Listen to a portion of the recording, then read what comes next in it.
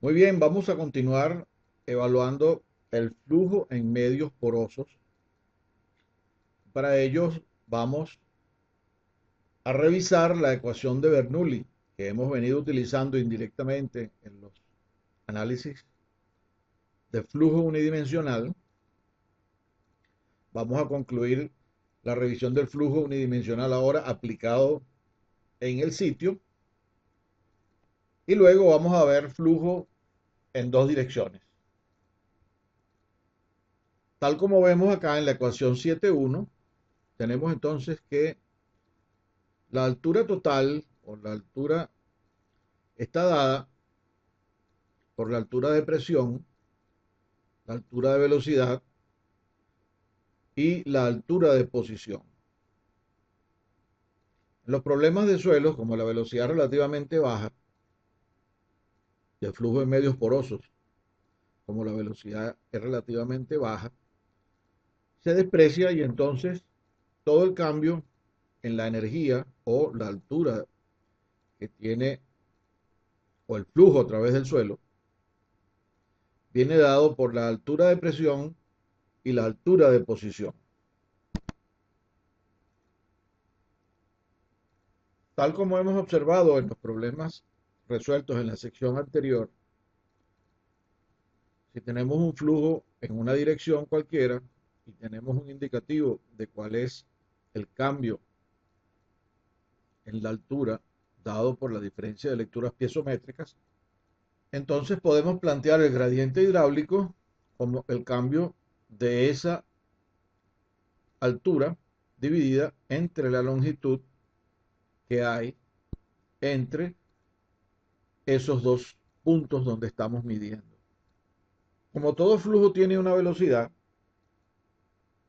si se compara entonces la velocidad con el gradiente hidráulico, notamos que existe una correlación lineal entre los dos para una buena proporción o una buena fracción de lo que es el gradiente hidráulico. Es decir, en la mayoría de los casos en que el flujo es laminar, se observa una muy buena transición entre la velocidad del flujo y el gradiente hidráulico. Ya para zonas en donde el flujo comienza a tener características que están más relacionadas con el flujo turbulento o empiezan a incursionar en el flujo turbulento, hay una zona de transición, ya empieza a apartarse la linealidad entre la velocidad y el gradiente hidráulico. Para la mayoría de los suelos aplica entonces que el flujo a través de los mismos tiene características de laminar y aplica la linealidad entonces entre la velocidad y el gradiente hidráulico. El primero en observar este tipo de correlación fue Darcy en el año 1856, quien publicó entonces que la velocidad de descarga a través de un suelo era igual a la conductividad hidráulica multiplicada por el gradiente hidráulico, es decir, la velocidad y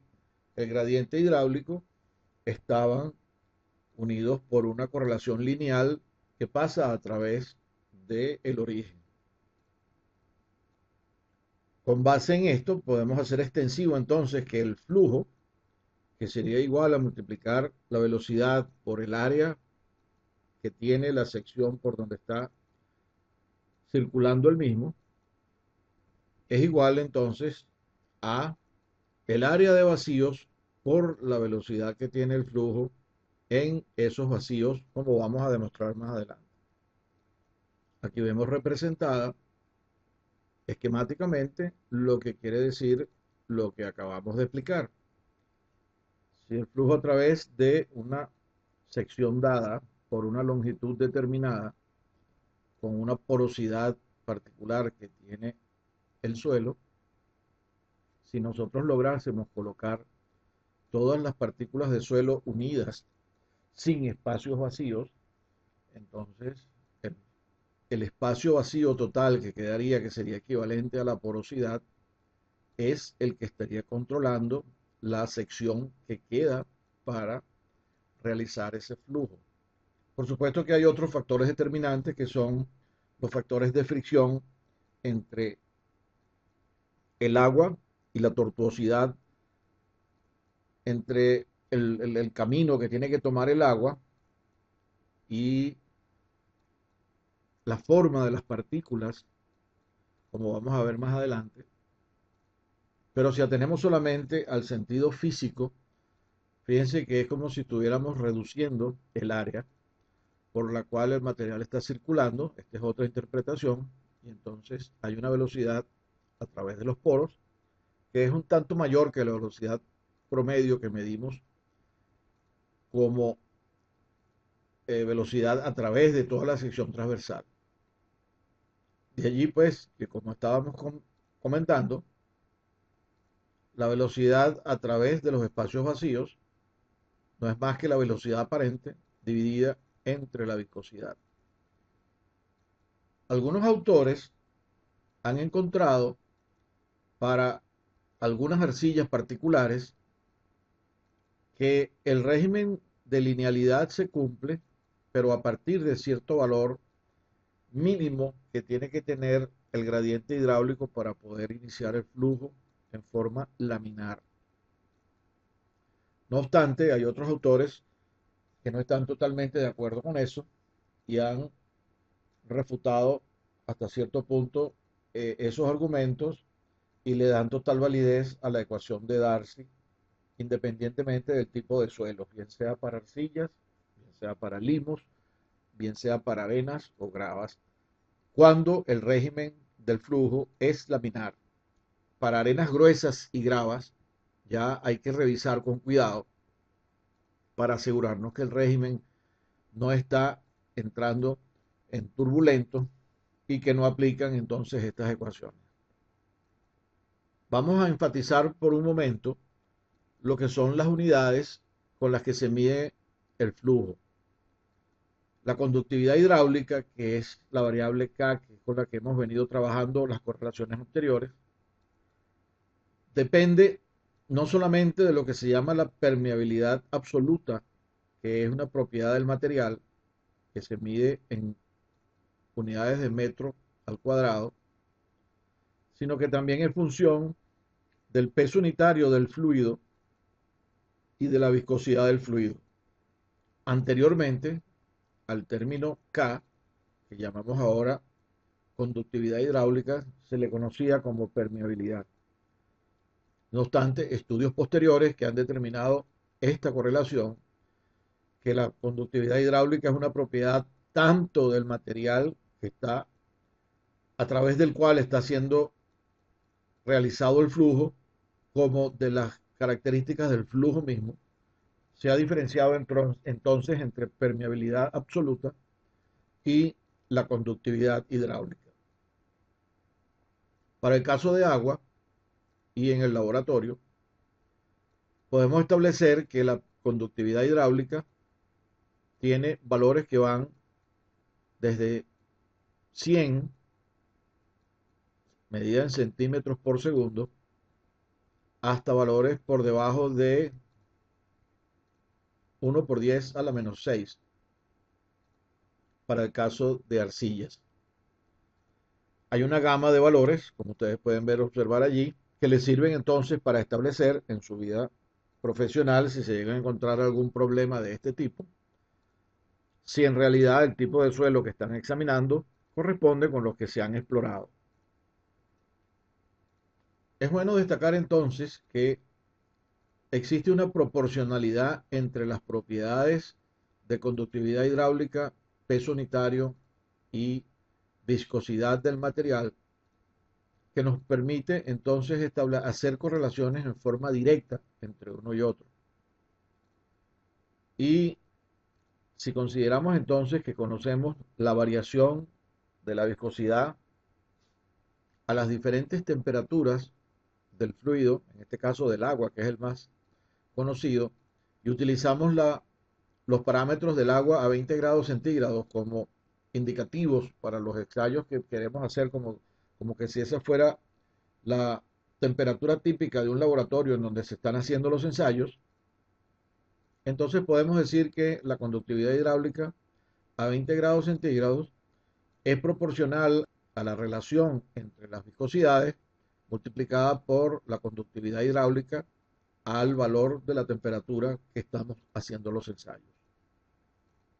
Veamos a continuación un ejemplo en donde tenemos esquemáticamente indicado que hay un medio granular que permite el flujo con un ángulo constante de 8 grados, que la altura en vertical de la sección por donde está atravesando el flujo es de 3 metros y que la conductividad hidráulica del material es 5,3 por 10 a la menos 5.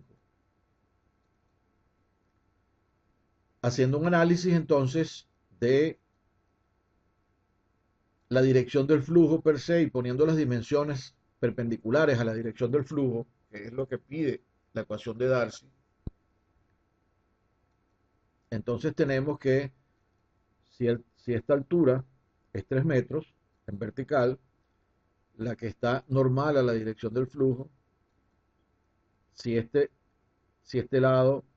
es perpendicular a este y este es vertical, por lo tanto es perpendicular a este otro, este ángulo que tenemos acá es exactamente igual a este ángulo y es 8 grados, tal como se indica acá. Y entonces esta distancia medirá 3 por el coseno de alfa. De la misma manera, podemos hacer la equivalencia entre esta longitud que está medida en horizontal versus la longitud que está medida en la dirección del flujo, que es como pide el análisis que se haga la relación. Entonces esta distancia es S entre coseno de alfa, eso lo podemos trabajar con las fórmulas trigonométricas, eso no tiene ningún problema. Y sabemos entonces que la diferencia en altura piezométrica en cualquier punto en un flujo que tiene una dirección, también tiene la misma inclinación que tiene el flujo. Entonces, en este caso, la diferencia de altura piezométrica entre los dos puntos seleccionados es la distancia que hay entre ambos multiplicado por la tangente de alfa. Es bueno que ustedes hagan estos ejercicios desde el punto de vista trigonométrico para que se aseguren de que están tomando en cuenta las relaciones apropiadas desde el punto de vista trigonométrico. Haciendo luego entonces los análisis de lo que corresponde a las definiciones, tenemos que la pérdida de altura, que es delta H, es S tangente de alfa, que está dividido entre la longitud total, que es S entre coseno de alfa, por lo cual podemos establecer que el gradiente hidráulico es igual al seno del ángulo alfa. Y luego, aplicando la ecuación y tomando en consideración las unidades que teníamos, que estaban en metros por segundo, para colocarlos en metros cúbicos por hora, o en metros por hora, para que el resultado nos dé metros cúbicos por hora, tenemos que aplicar un factor de 3600 para pasar de segundos a hora. Y multiplicando nos queda entonces que el flujo por metro en la dirección normal al papel es igual a 0,789 metros cúbicos por hora por metro lineal. Fíjense que si la dirección normal al papel tiene 500 metros, hay que multiplicar entonces para tener el flujo total, este número que nos dio aquí, que es el flujo unitario, que es por metro lineal perpendicular al papel, por 500 metros para obtener el flujo total. Aquí tenemos otro ejemplo en donde tenemos ahora una altura H vertical y tenemos dos mediciones piezométricas a una distancia S en horizontal, que nos dice que la altura, el cambio de posición piezométrica es H pequeña. Nuevamente, haciendo escala gráfica de lo que estamos haciendo y colocando S en la dirección del flujo, tenemos que S entre coseno de alfa es esta distancia y delta H, que lo conocemos, es entonces esta magnitud H pequeña dividida entre S entre coseno de alfa. Y aplicando las fórmulas correspondientes, al igual que en el caso anterior, obtenemos que por metro lineal perpendicular al papel tenemos un flujo de 0,19 por 10 a la menos 3 metros cúbicos por segundo por metro. Fíjense que en este caso sí se dejó la equivalencia en segundos, o el cálculo en segundos, y tienes 0,19 por 10 a la menos 3 metros cúbicos por segundo, mientras que en el caso anterior teníamos un orden de magnitud menos y era por hora. Entonces noten que la influencia de la conductividad hidráulica, que en este caso equivale a una arcilla que es 5,3 por 10 a la menos 5, mientras que en este caso la conductividad hidráulica es de 0,08 centímetros por segundo. O sea que esta es en el orden de las arenas, de acuerdo con lo que teníamos en la tabla anterior, que ya les voy a mostrar. En esta tabla estamos en este orden de magnitud, o sea que estamos entre arena gruesa y arena fina, 0,01, mientras que para la arcilla teníamos el orden de lo que es las arcillas limosas o los limos arcillosos, como en este caso, que teníamos magnitudes del orden de 10 a la menos 5 que entran en este rango. Y eso da una diferencia muy significativa en el valor del flujo por metro lineal a través de la sección que estamos estudiando. Ahora bien, estudios más recientes en la conductividad hidráulica nos han permitido establecer ecuaciones para determinarla en función de las características del suelo. Todas las correlaciones que se han estudiado, las más recientes, han encontrado que existe una relación importante de la relación de vacíos, valga la redundancia, que toma en cuenta el cubo de la misma dividida entre 1 más el valor de la relación de vacíos en cualquier momento. Esto como propiedades particulares del material, que además están junto con las otras que corresponden dentro de este grupo de variables al material,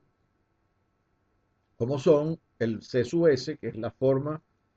de las partículas, la superficie específica por unidad de volumen, por unidad de volumen de las partículas, luego la tortuosidad de los canales de flujo,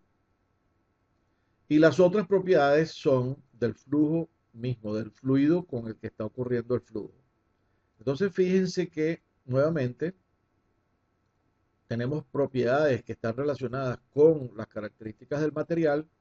y otras que están relacionadas con las del flujo que está, el fluido que está fluyendo a través del material. Algunos autores han trabajado más todas estas correlaciones y las han llevado entonces a valores compatibles con los del agua a 20 grados centígrados, etcétera, y han encontrado entonces que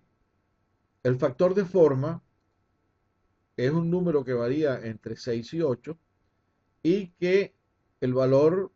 de la forma de las partículas multiplicadas por la tortuosidad de los canales también tiende a ser una constante que está alrededor de 5. Con lo cual se ha podido entonces establecer la correlación utilizando las fracciones del material que están contenidas en distintos tamices multiplicadas por un exponente, que en este caso la primera vez lo tomaron como 0,5, pero que luego, al refinar un poco más, lo tomaron ajustado, que el más grande, el límite superior es a la 0,4 y el límite inferior de los tamices es a la 0,5. Y además se determinó que el factor de forma también es una constante que está entre 6 y 8, con lo cual se puede utilizar 7 para la mayoría de los casos. Y eso simplifica mucho esta ecuación para utilizarla y es una de las ecuaciones que rinde mayores eh, resultados conocidos aplicables. Es la ecuación de Carrier de 2003. Aquí hay un ejercicio en donde se puede observar cómo se puede hacer la proporcionalidad entre las conductividades hidráulicas de las arenas, basados entonces en sus propiedades de relación de vacíos. Entonces, si sabemos que una arena tiene este término que está dado por la ecuación que estábamos viendo antes, para una relación de vacíos, tiene esta conductividad hidráulica.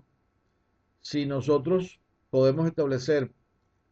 que va a densificarse a una nueva relación de vacíos, podemos establecer la proporcionalidad entre las dos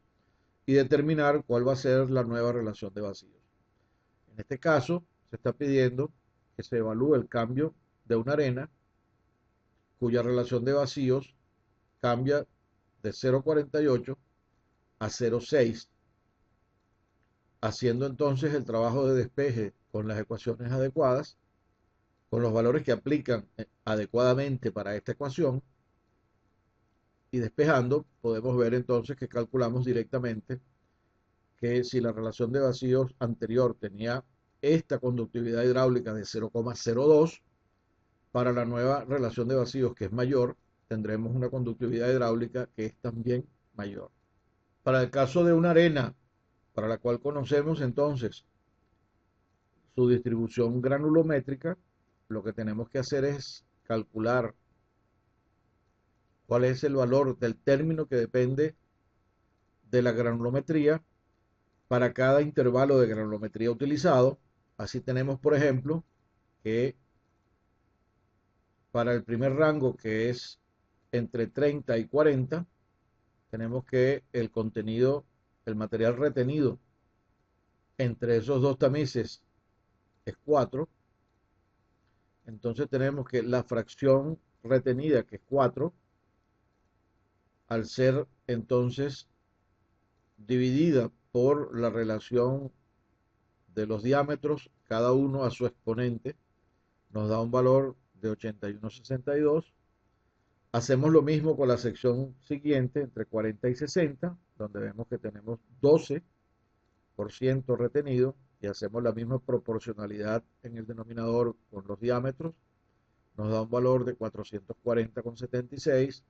y así sucesivamente para los siguientes intervalos, y obtenemos entonces que la sumatoria de todos estos números retenidos entre todos los tamices, o sea, el 100%, que es como dice la ecuación, dividido entre la sumatoria de todos estos números, que son los parciales de cada una de las fracciones. Fíjense que es la sumatoria de cada fracción dividida entre los diámetros. Eso nos da entonces un valor aproximado de 0,0133, que corresponde a este término que está acá. Eso debemos elevarlo al cuadrado, multiplicarlo entonces por este término que está aquí, que es el que corresponde a las propiedades del fluido,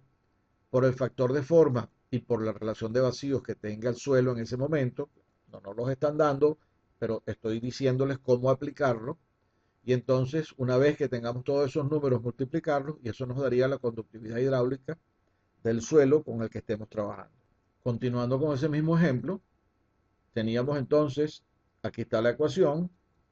que yo les acabo de decir, 0,133 al cuadrado, multiplicado por el otro factor que es del fluido a 20 grados centígrados, que en este caso suponemos que es agua, y nos habían dado como dato que la relación de vacíos de la arena era 0,6, en cuyo caso entonces tenemos 0,6 al cubo dividido entre 1 más 0,6, y al multiplicar todo esto obtenemos que la conductividad hidráulica nos da 0,0097 centímetros por segundo, que está en el orden de lo que son las arenas medias. Fíjense que se usó un valor de el factor de forma de 1,7, 1 entre 7 y elevado al cuadrado. Lo anterior corresponde entonces a la determinación de las conductividades hidráulicas de las arenas.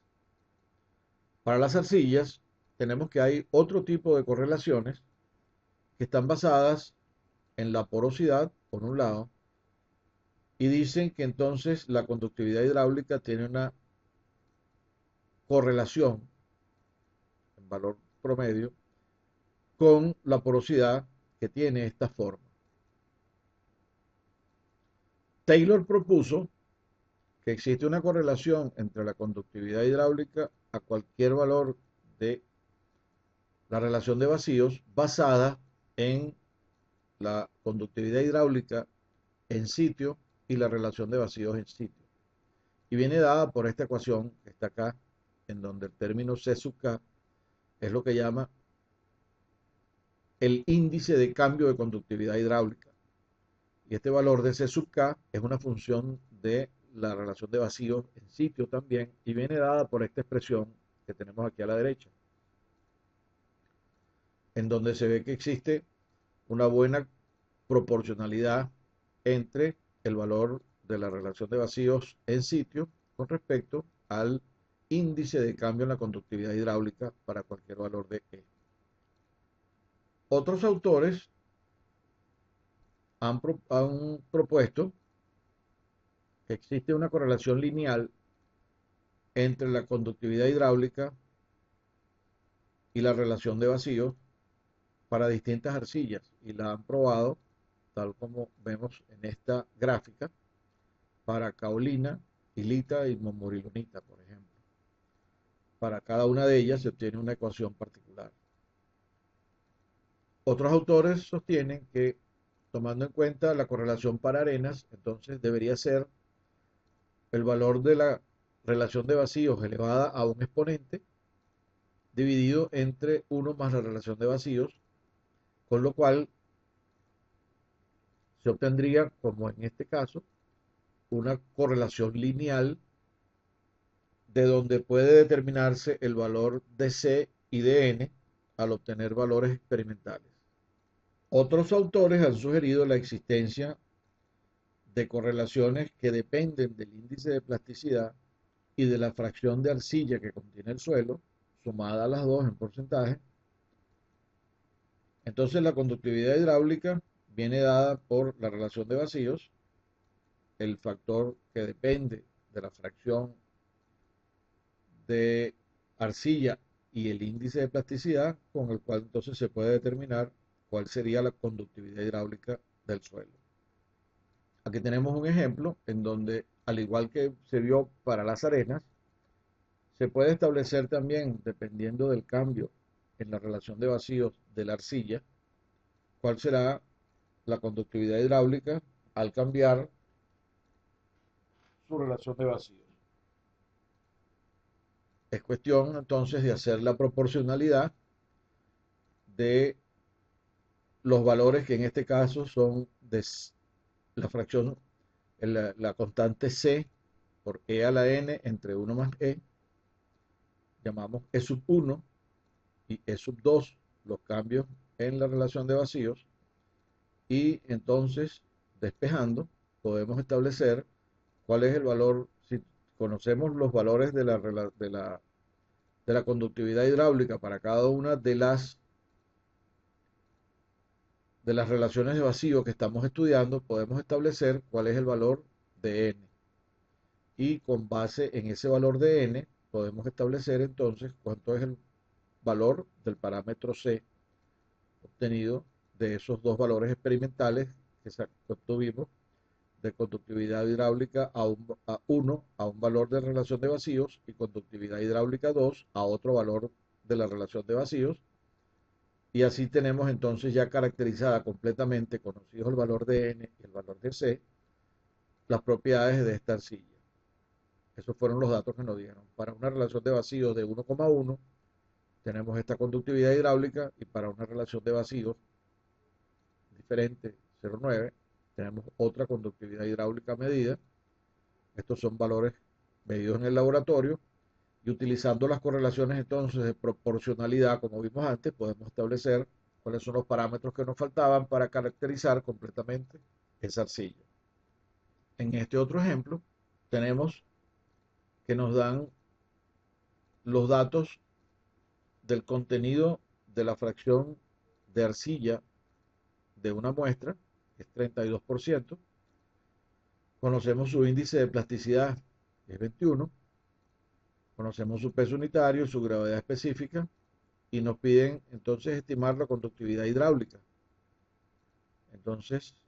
utilizamos la figura 718, que es la siguiente. Entonces, entrando aquí con los valores que nos acaban de dar, que son 32 y 21 sumados para obtener el número que representa la fracción de arcilla con el índice de plasticidad, que es 0,53, y del peso unitario conocemos entonces cuánto es el valor de la relación de vacíos, ya que conocemos la gravedad específica. Podemos entonces estimar cuánto es el valor de la relación de vacíos y nos da 0,8. Con 0,8 y un valor de 0,53 para la suma de los dos parámetros, obtenemos que la conductividad hidráulica va a estar entonces en el orden de, interpolando allí, 3,53, 3,59 por 10 a la menos 10. Hasta ahora no hemos considerado que el suelo es anisotrópico. Hasta ahora hemos considerado que para estos cálculos estamos haciendo gala de la isotropía aparente que podemos contar en el suelo. Sin embargo, la mayoría de los suelos tienen características anisotrópicas, es decir, en una dirección tienen un valor y en la otra dirección tienen un valor diferente. Para ello, entonces, tenemos que considerar cómo vamos a determinar un valor típico para la conductividad hidráulica del suelo que envuelva ambos valores y que podamos utilizar en una forma aproximada de un valor isotrópico para el mismo. Para el caso de una secuencia estratigráfica en donde tenemos varios suelos con distintas conductividades hidráulicas en sentido vertical y en sentido horizontal, en general, como se está colocando aquí, la conductividad hidráulica en sentido horizontal tiende a ser mayor que la conductividad hidráulica en sentido vertical, por el simple hecho de que la mayoría de los suelos, bien sea por la forma de sus partículas o por la acción de la gravedad, tienden a acomodarse dejando mucho más facilidad de permeación, llamémoslo así, del fluido en el sentido horizontal. O sea, hay mayor continuidad de los poros en el sentido horizontal que en el sentido vertical. Para el caso que vamos a examinar, por ejemplo, la conductividad hidráulica horizontal en una fracción de suelo o en una sección de suelo como esta, que tiene varias capas, que tienen distintas conductividades hidráulicas, entonces el flujo en el sentido horizontal será la suma de los flujos que van en cada uno de los materiales multiplicada por la altura que tiene cada uno, debido a que tenemos que es la velocidad en cada uno de los suelos multiplicado por el área, que viene siendo entonces el valor de 1 en el sentido normal al papel, por la altura de cada uno de los estratos que están siendo considerados. Al componer esta sumatoria, y si entonces decimos que el total del flujo lo vamos a considerar a través de toda esta altura h,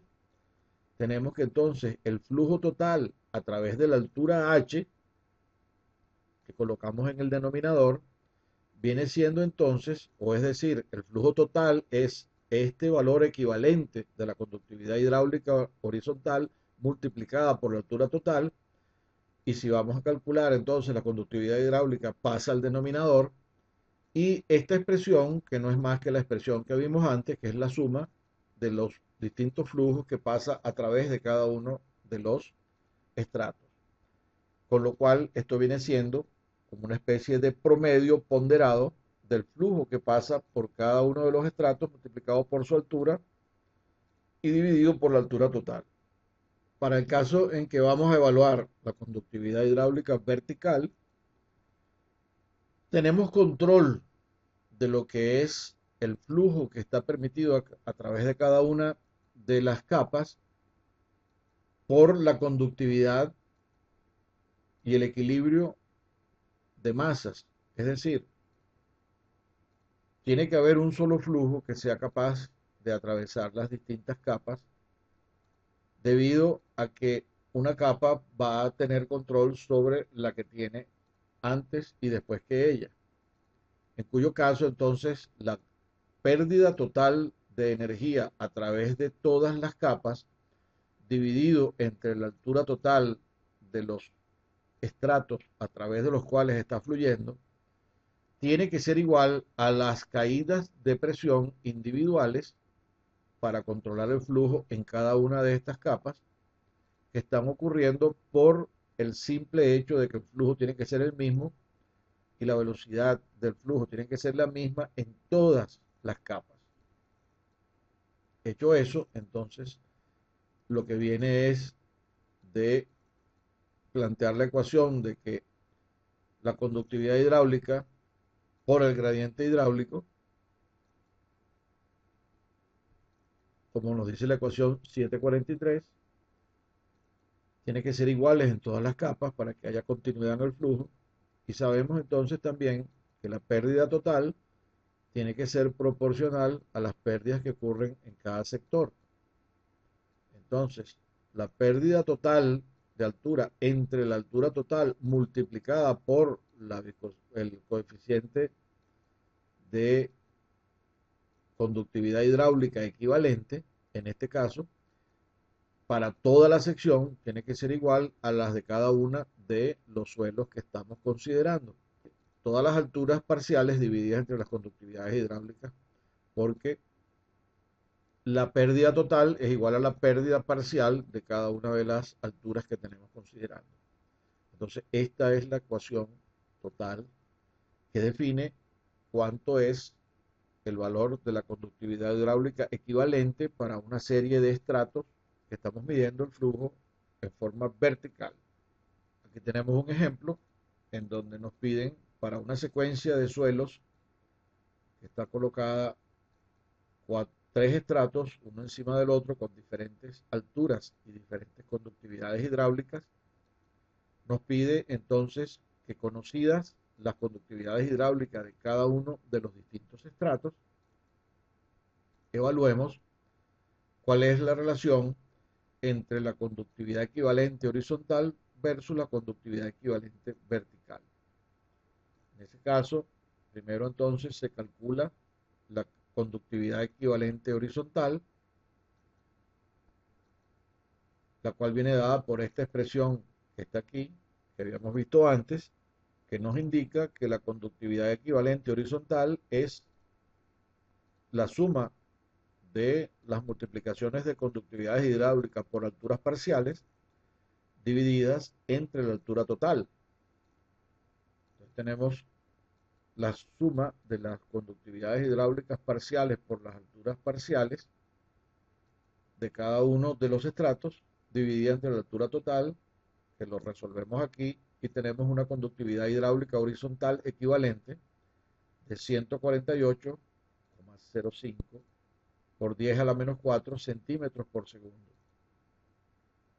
Si aplicamos entonces también la ecuación de la conductividad hidráulica equivalente vertical, que como vimos es la altura total dividida entre las razones entre la altura y la conductividad hidráulica, viene dada por esta expresión que está aquí, tal como habíamos visto antes, es la altura total dividida entre las alturas parciales divididas entre las conductividades hidráulicas de cada uno de los estratos considerados, planteando con los números que conocemos de las propiedades hidráulicas de cada una de los estratos que estamos trabajando, entonces obtenemos la conductividad hidráulica equivalente horizontal, vertical, en este caso 1,018 por 10 a la menos 4 centímetros por segundo. Y entonces la razón entre la conductividad hidráulica horizontal con relación a la vertical es de 145. Fíjense entonces que este suelo tiene una capacidad de conducción de agua en el sentido horizontal muchísimo mayor, 150 veces mayor prácticamente, que la capacidad de transmisión de flujo vertical en el mismo suelo. Noten también que en el caso de cada uno de estos estratos se está asumiendo un solo valor para la conductividad hidráulica y estamos asumiendo que es isotrópico cada uno de los estratos. Esto puede no ser cierto. Y en el caso que conociéramos en detalle cuánto es la conductividad hidráulica vertical y horizontal de cada uno de estos, teníamos que tomar entonces para la composición que nos toca, tanto la composición vertical como la composición horizontal para considerarla en cada una de las ecuaciones. Aquí tenemos otro ejemplo en donde nos dan las propiedades de tres tipos de suelos que están colocados en forma secuencial y queríamos evaluar entonces cuánto era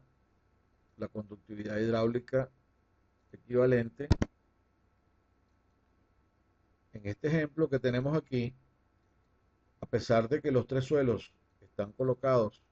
en secuencia horizontal, lo que conocemos es que hay una diferencia en flujo a través de cada uno de ellos con relación al sistema, y el sistema es tal que permite mantener una diferencia de elevación entre un punto de entrada y un punto de salida. Fíjense detenidamente que la interpretación de este ensayo nos indica que el control que estamos obteniendo del flujo está dado por los cambios en la conductividad, perdón, por el control del flujo está dado por los cambios en el gradiente hidráulico a través de cada suelo.